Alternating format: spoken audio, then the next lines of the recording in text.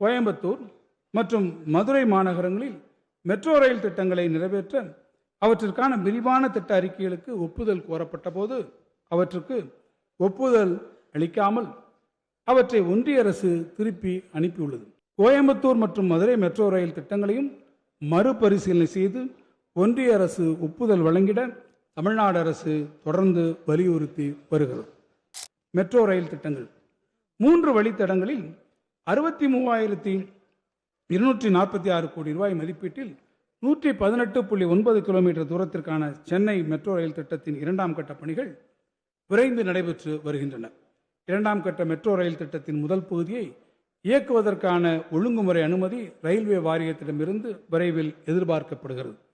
பூந்தமல்லி புறவழிச்சாலை முதல் போரூர் வரையிலான metro rail வழித்தடம் வடபழனியில் தற்போதுள்ள மெட்ரோ வழித்தடத்துடன் இணைக்கப்பட உள்ளது.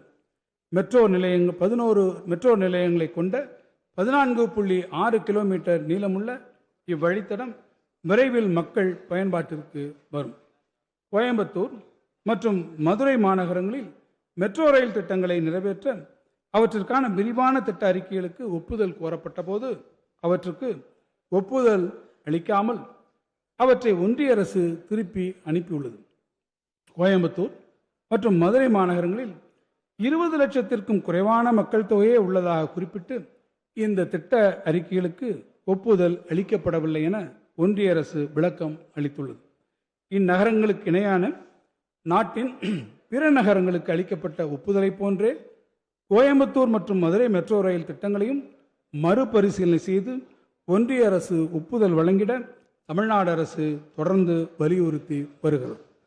சென்னை விமான நிலையம் முதல் கலைஞர் நூற்றாண்டு பேருந்து முனையம் அமைந்துள்ள கிளாம்பாக்கம் வரையிலும், கோயம்பேடு முதல் பட்டாபிராமம் வழியாக ஆவடி வரையிலும், திருப்பெரும்புதூர் வழியாக பூந்தமல்லி முதல் சுங்குவார் சத்திரம் வரையிலுமான புதிய வழித்தடங்களில் மெட்ரோ ரயில் திட்டங்களை நிறைவேற்றிட மாநில அரசு கொள்கை ரீதியிலான ஒப்புதல் வழங்கி ஒன்றிய அரசின் ஒப்புதல் மற்றும் நிதி உதவிக்கு பரிந்துரைத்துள்ளது. ஒன்றிய அரசின் ஒப்புதல் மற்றும் நிதியுதவியை எதிர்நோக்கி மேற்காணும் திட்டங்களுக்கான நிலம் கையகப்படுத்துதல், பயன்பாட்டு அமைப்புகளை மாற்றியமைத்தல் போன்ற ஆரம்ப கட்ட பணிகளை மேற்கொள்வதற்கான நிர்வாக ஒப்புதலையும் மாநில அரசு வழங்கியுள்ளது.